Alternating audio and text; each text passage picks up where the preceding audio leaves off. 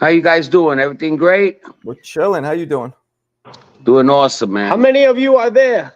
About 70 for now. All right. What's up, man? What's up, Tio? What up, man? Dynamic duo. You know what time it is. Where you guys at? You guys on the East Coast?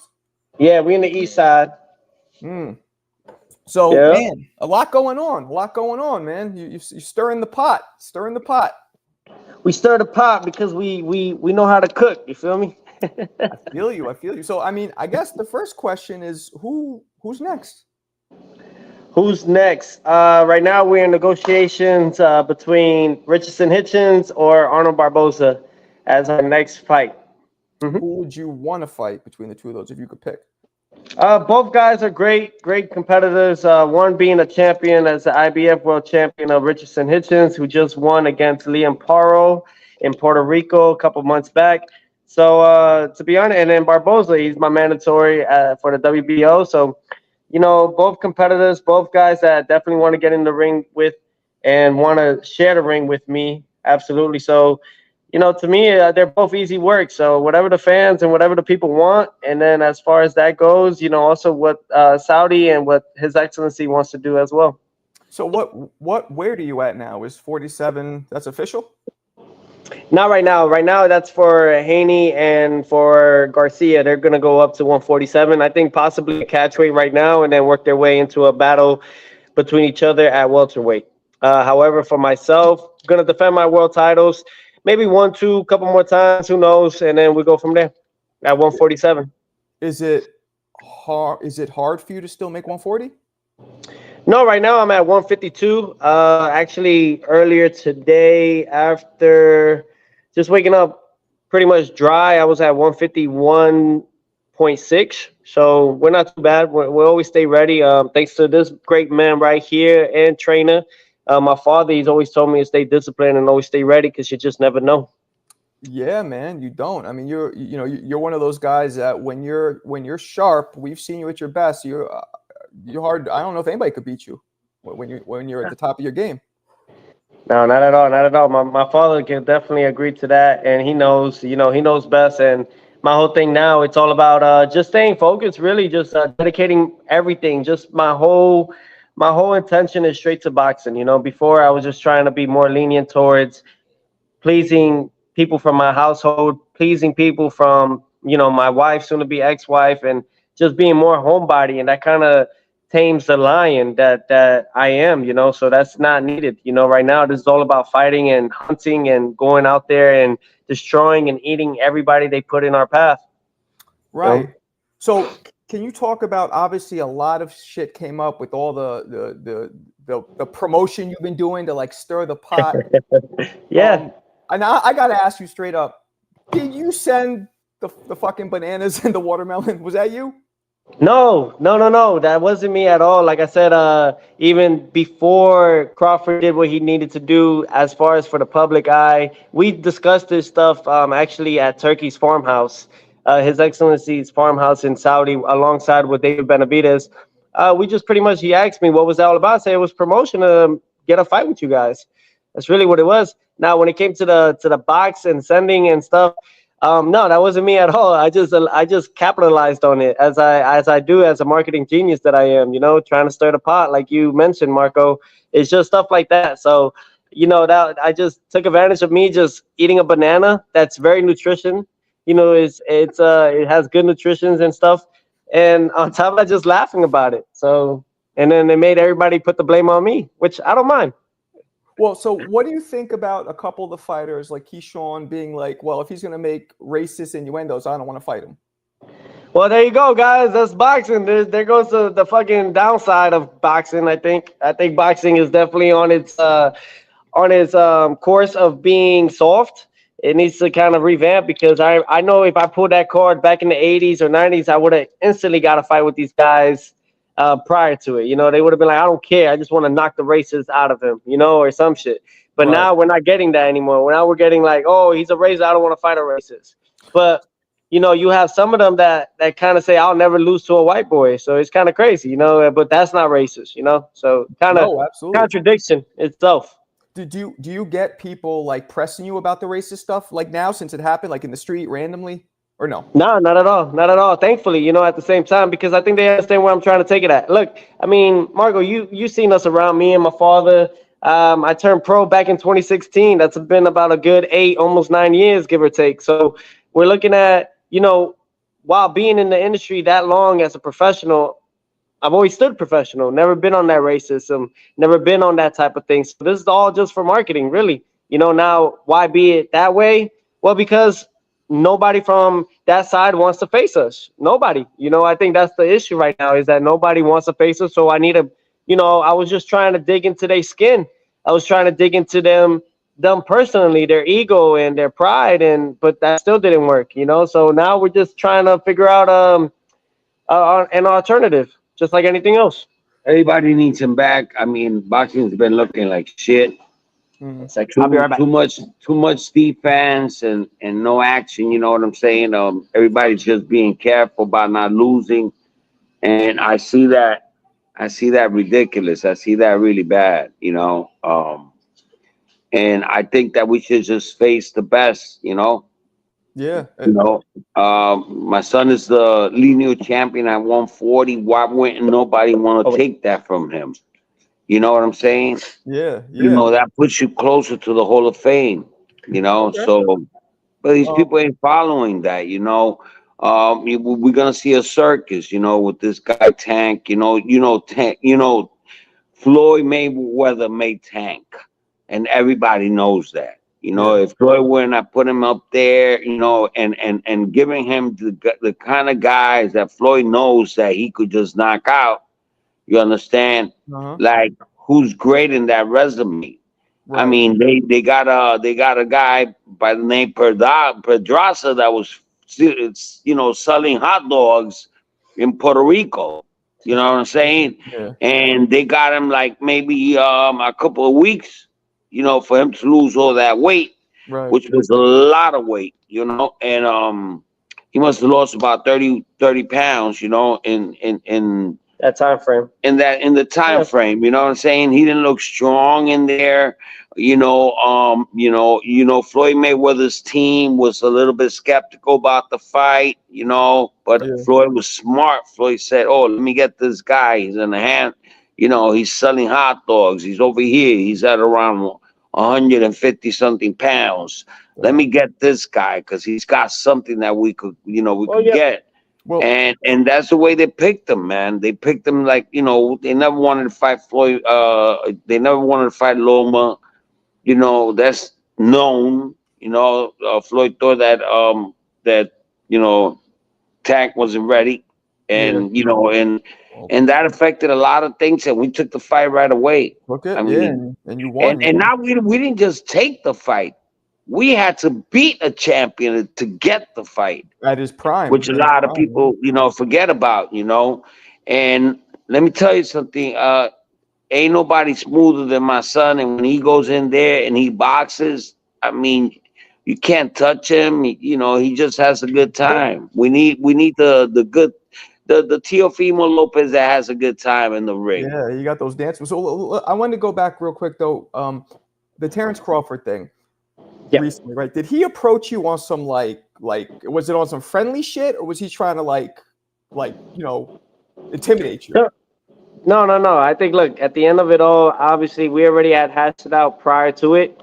So the whole thing was just for him to capitalize on that video. And I didn't care no more at that point because we're not going to face each other. He's not going to fight. He told Turkey Alashi he's not going to take a fight. I asked him there as well in the meeting. I said, bro, you're not going to fight before Canelo? And he said, no, I don't need to. I'm just going to wait for Canelo in September. And I said, wow, that's crazy. I said, because easily I could fight him at 54. You know what I'm saying? But he doesn't want to take no fights.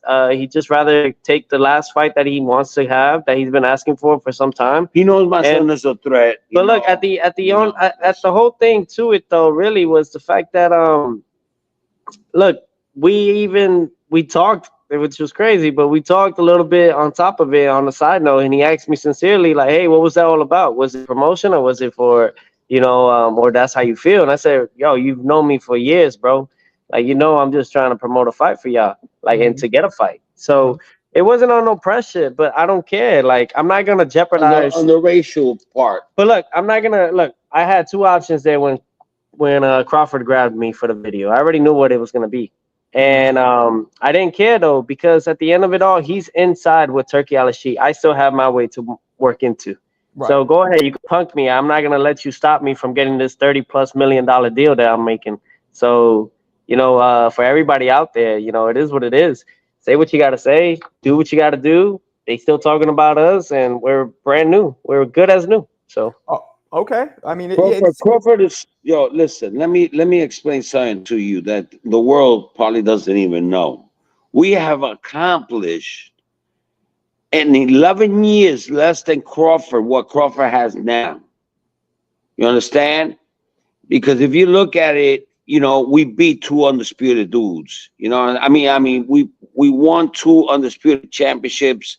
Even though Josh Taylor had let go of the belts, but we was the first one to do it. I mean, and when this guy fought Spence, Spence, his trainer told Derrick James. Yeah, Derrick James told Crawford that my son already had done that a week before, when we beat Josh Taylor.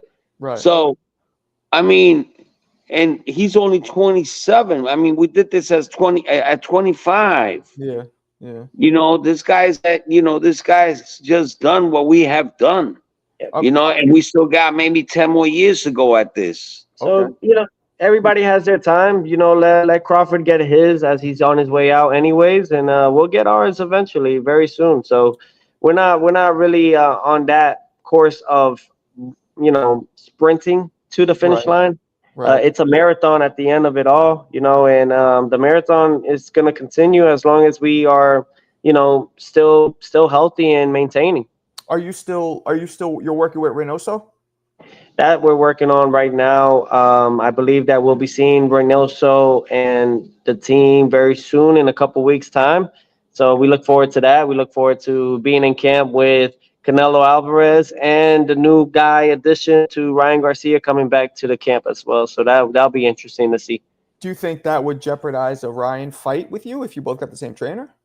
No, not at the same time, because we're using Eddie for a reason, and we're gonna talk about that when we meet, when we're together, when we make this happen, when we sign it, because it's a couple of things that Reynoso could push onto my son, and you know what I'm saying, to make him better, Right. Besides that, we're just working on getting better, and just learning. And that's not gonna affect us, because if Ryan got some kind of beef with my son, we'll schedule the time where we go and train with Reynoso and when he wants to train, Right. So we don't have no conflict. I mean, if he's there, we could still train while he's there. We don't got He's not in our radar as of right now. Right now, their plans with Ryan Garcia is to have this fight as a comeback since his suspension. And then after that, possibly when both fighters of Haney and Garcia win their opposition on the same card, possibly having them already scheduled for another fight later down the year as a rematch. That is the plans, and you're hearing it first from here and from us. And I'm sure some that are already in the boxing business understand that part and they know that. But for those and the viewers that are watching, this is what's exactly happening. So we're not really focused on the proposition of facing Ryan Garcia right now. Everything is just at timing. All of it. If you could fight who you want right now, who would it be? Yeah. The winner between, if I really had the choice to pick and everyone allowing me to, without the WBO taking my belt, I would say that I would like to face the winner between Staniosis and Jaron Ennis Boots at 147, due to the fact that they're facing each other as a unification. But not only that, they are going for the Ring Magazine belt, which is another lineal title that I would like to achieve and conquer. And 3 weight divisions at just 28 years young. So I think that's great. So it seems like Shakur, all these lighter guys, that's out of the picture. Unless they catch us on the way out, that's the only way. But yeah, these guys are pretty much on. We're not really focused on that. We're looking at bigger fish to fry. The Okay, bigger they are, the more we get to eat. yeah. The more food they give you. I mean, I love Yeah. the fact that you're with Canelo. I think like I looked at that kind of like how Tank had Floyd. I feel like you being with Canelo will really help you popularity wise in a lot of ways. You know what I mean? With him in your corner, not literally in your corner, but behind you. Being a part of his camp. I mean, if you notice, there's videos and stuff of me even expressing when Canelo was facing Berlanga, and I'm there in his corner supporting him and, even giving him a few pointers, no need to give him instructions. He has his team, but at least a little pointers, so that's what it's all about. It's just all about, making a team, building a team, and all of us uniting as one. I think that's really the most profound thing to it. There's no egos involved, and we want the best for every guy that's on there, and moving forward. So And I believe that this is whole rounding up to the media and the people that are involved with the money and stuff like that to see how he performs. Understand? Mm-hmm. If he's gonna perform at the level that everybody loves him at, or they just want to see how he's gonna do. So we really, really, really know we really need to get in there like at that fight and just entertain. and win and entertain the whole Yep. crowd. Well, We need because to. at the end of it all, too, at the same time, all of the odds are against us. You know what I'm saying? Even on a business standpoint, it may sound good to us, but we understand that we got to stay ready. This is what kind of adds into our takeover. And I mean, it must be yeah, frustrating, right? yeah, it must. No, it's It is. motivation. It's, it, Motivation, it motivates us more because I mean, Out of everybody in the boxing world, okay? Out of everybody in the boxing world, the boxing champions, the lineal champions, which I think there are only 4 or 5 lineal world champions, and we're not even in the pound for pound list. So, but imagine all that is to stab, and the only guy that they working on and focused on is Teofimo. Is right here. The dynamic duo to intertwine with that, right? Father and son connection, right? This guy right here to the left of me is the guy that has created a 10-time world champion, technically, to my regard, but a 7-time world champion just in a matter of 8 years as a professional fighter.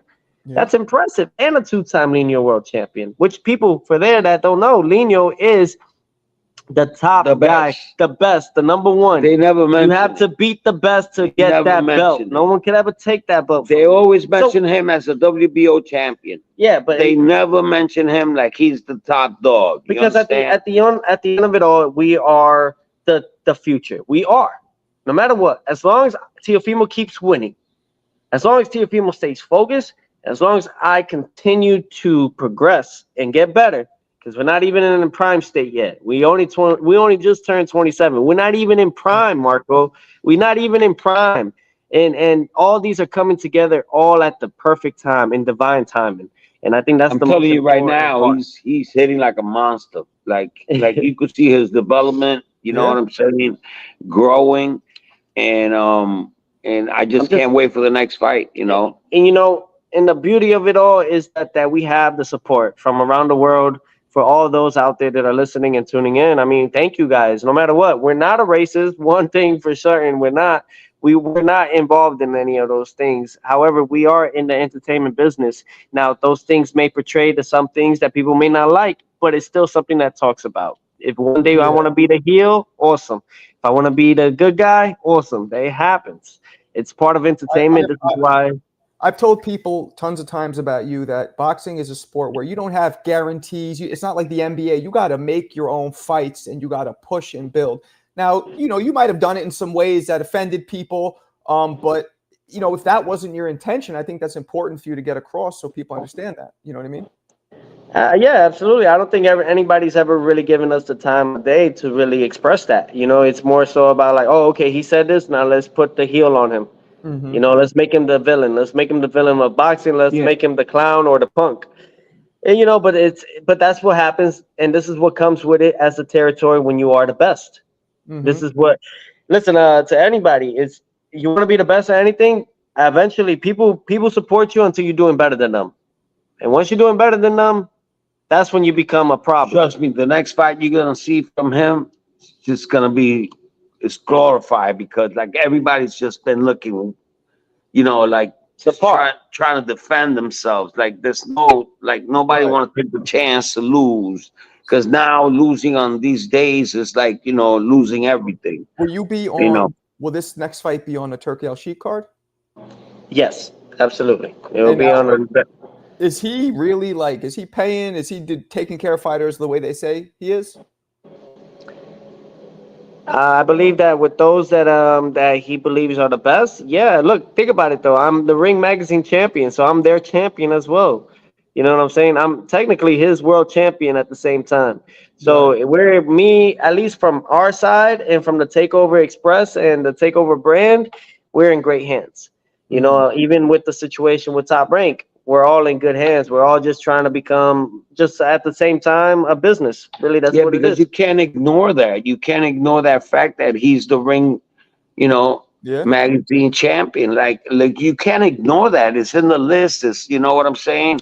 He's not even they haven't even put him in as undisputed when ESPN, the whole fight was for undisputed, and they still haven't put him in the list of Well, undisputed no. world champions. Now ESPN is, or they already have put us on the list now, due to the fact that their relationship and partnership with Top Rank is actually is done this year in July.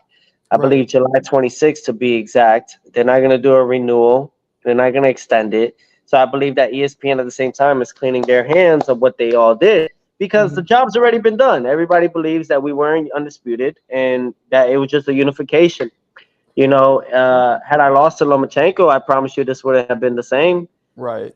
Right. I promise you that things would have definitely been different. Things would have definitely been on the course for Devin Haney just to be the regular WBC world champion, and what you hear, Lomachenko being the undisputed world champion at lightweight. So what you hear at the end.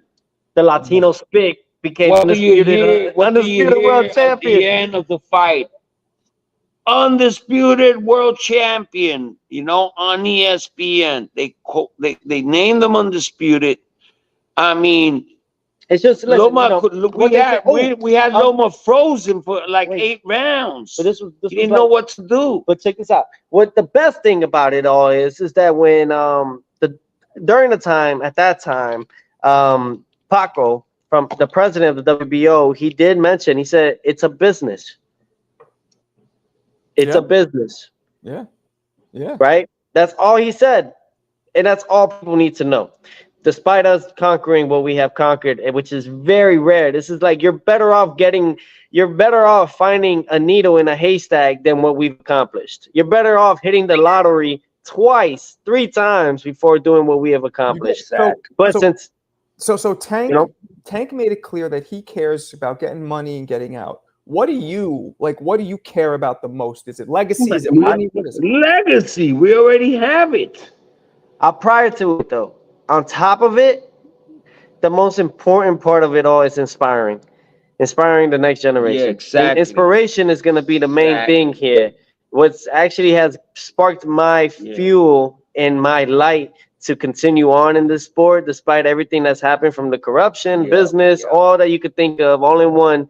It's the inspiration to inspire all those that are coming next. To all those young kids that are training right now, to all those that can't even compete in the next Olympic Games due to the amount of corruption that's been happening from even that side of the amateur world. And we hit it first. They hit it to us first in the Olympics. So like all these things is just to keep on and keep moving forward, to not quit and really show all those that no matter what, when you choose this side that we're on, of course it's going to be mostly difficult. However, the inspiration part of it is what's going to be the most defined thing that leaves or that we leave behind when it's time for us to hang it up. That's dope. That's dope. So let me ask you this. Then this happened a while ago, but the Devin Ryan thing, then obviously Ryan pops. And do you think that in that rematch, Ryan's going to make the same work of Dev, or how do you think that rematch goes? 100%. 100%. Yeah, Same I shit. believe that it's the same results. Same results. 100%.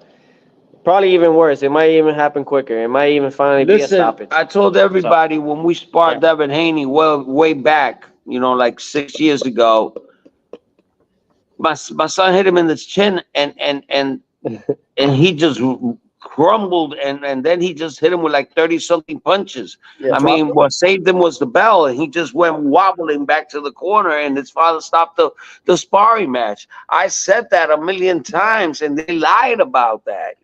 Right. You had Devin going down the down the steps, and he still had his headgear on, his gloves on, and he just there, just like emotional, like what the hell just Look, happened, it's easy to lie to the public. You know what I'm saying? Look, so I always said in this game, you have to have a chin and you got to have a pop. Yeah. You understand? Everything else is extra. So another thing I want to make clear, because this is all over people, and you and I talked about this, Tio, a while back, but there's this rumor that Keyshawn punched you. So can you clear up what happened? Clear that up, Dad, because that shit's annoying, bro. No, that was Coach K. His coach. All right, Coach K, because this dude Keyshawn, because he's a coward. The bell rang. The bell had him rang, and he turned around because my son wobbled him, and he turned around and he started walking towards the ring. And he did that twice, right? Mm-hmm. So the second time, I told my son, fuck this. And I said the N word. I say nigga. It's right? No, right? And then I got up the ring and I said, "What the hell are you fucking doing, bro?" Like, he punched my son right after the bell. The bell rang. My son went to go shake his hand and he punched him in the mouth because he had hit him on the side when he was walking towards, the corner. Because he started walking away before the bell rang. Exactly. Right. So then I said, in the second time he tried to do that, I told my son, "Fuck this mother, whatever up." Yeah. Because he was talking and talking. He didn't stop. He just kept on talking. Right. And I was tired of the talking. And then my son got him in the 4th round, and he begged me to give him one more round. So I said, "All right, I'll give you one more round." And then that's when he turned around.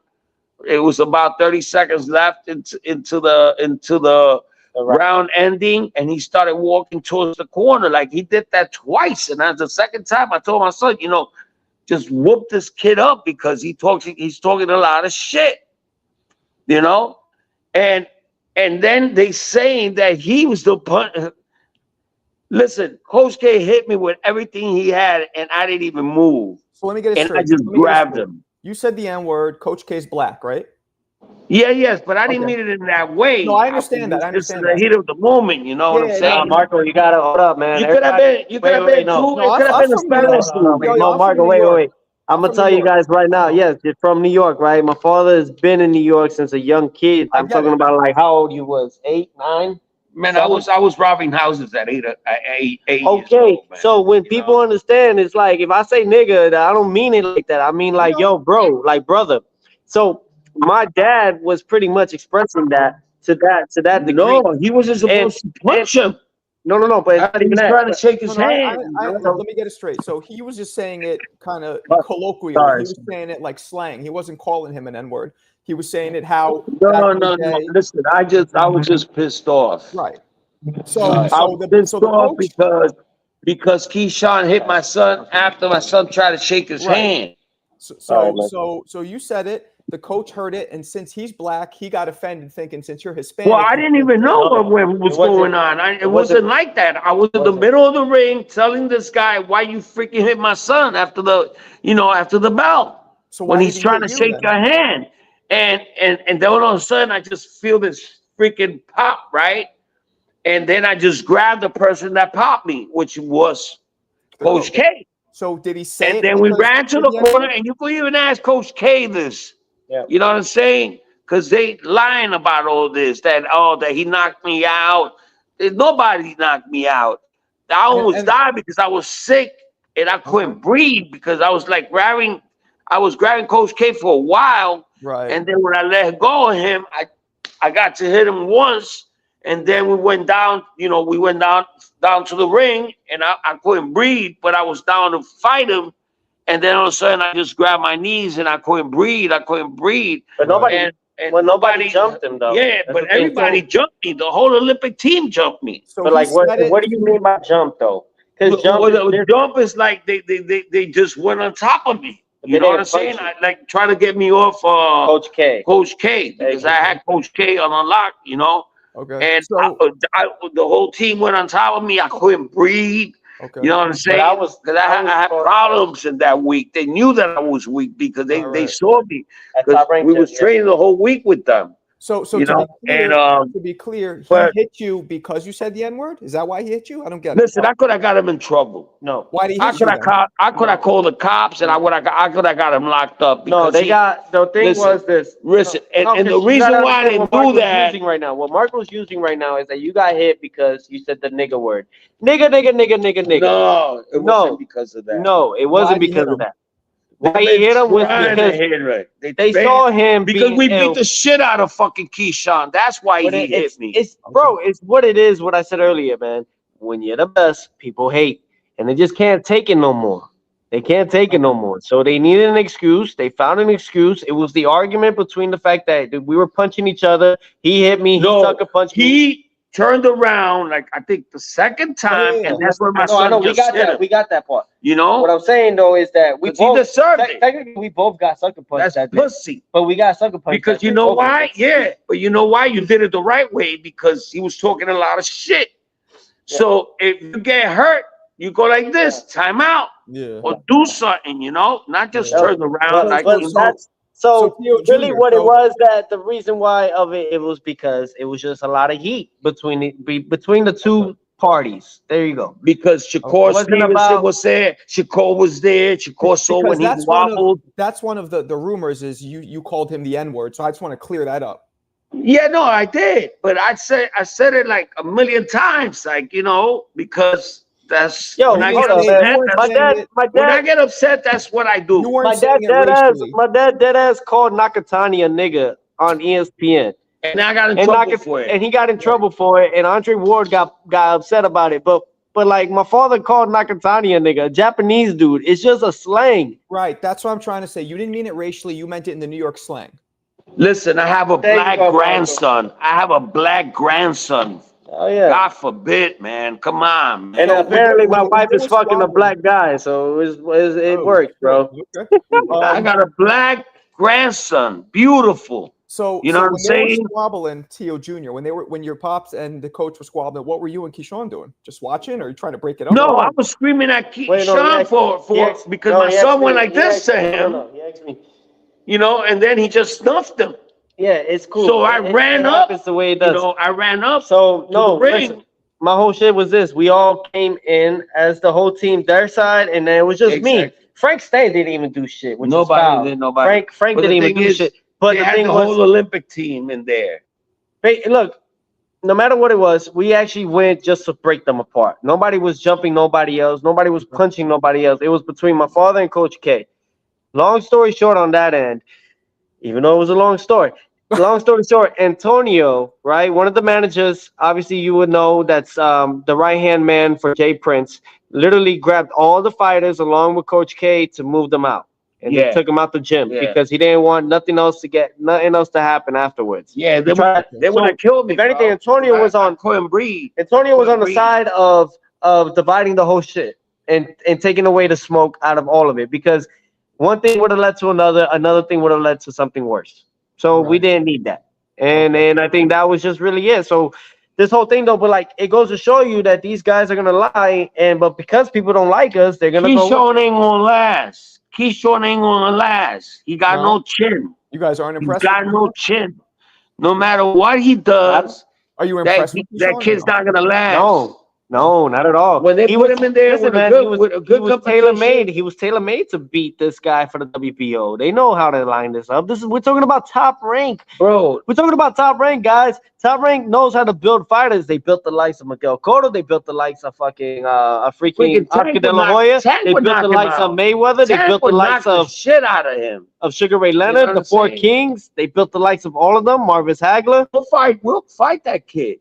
but he got to come up to 140 because we can't go down no more. You know, my son almost died because of that. With the Gamboa's fight. Yeah. Well, You know? that was the air trapped in your lung or something like that, right? Well, he had 2 holes in his. I had 2 tears. He had 2 tears. Yeah. He fought 12 rounds like that. I believe it. Like, I know to people me, that was the best fight that he ever had because he showed balls. I tried to stop the fight 4 times, and he wouldn't listen. I believe it. Because people try to say, "Oh, it's bullshit," but I believe it because you look so different than yourself in that fight. Yo, but hold on. You guys got to understand that he could breathe better when he was attacking more. But you guys got to. He said when he tried to box, he felt like he was gonna die. You know what I'm saying? So, there's medical reports. We got 3 NYU. Excuse me. Yeah. We got 3 NYU doctors, literally PhD degrees, everything that you could possibly think of, that posted them, that put it out there, that let everybody know this was literally a medical issue that happened. But I had to fight it. I had to fight. Listen, they broke 2 sanctioning rules. One of the organizations broke 2 of their sanctioning rules. They don't show the knockdown because all they care about was the knockdown, the flash knockdown that Kambosos did. The whole thing is like that. Listen, I don't care anymore. I don't care that they punk me. I don't care that people express this bad of me or this good of me. I'm gonna always win. I'm gonna always win. Always. I'm gonna always prevail from it. This is what happens when you follow Jesus. They hated Jesus when he came onto earth. They're gonna hate me. I tell everybody that I believe. Imagine that though. Yo, Marco, imagine this shit though. To everybody. It's a fucking fact. The Son of God expressed all that he is and everything that he did, and they crucified him for it. And they chose a rapist. All right, but it's just like it is what it's just the thing. I just can't wait to fight. The doctor. We're looking at May 2nd or May 3rd. The doctor had an interview with Mark Rigo where she says, "I cannot believe this kid went 12 rounds. He's God-sended." I saw that, and he said that. I saw that. You know what I'm saying? The problem with boxing is people have so many conspiracy theories. Oh, the papers are bullshit. People don't believe anything. And he didn't do enough to beat us, to take all those belts. I mean, we had him hurt in the 10th round. You know what I'm saying? Like really hurt. You know, and all of a sudden they splash some freaking water on his ass, and he comes back up freaking stronger than ever. You know what I'm saying? Are you guys going to pull up to the Tank fight? We want all these fights, man. They don't want to fight us. Are you going to pull up to in Brooklyn? Are you going to be at the Tank fight? We're going to be at every fight. You know what I'm saying? We ain't scared of nobody. We haven't done nothing to nobody. We just want to fight the best, the best fighters. That's it, man. Right. You know, and all these guys are trying to punk us when they don't fight us. Yeah. Look, Crawford is an old man. Okay, his legs already getting gone. They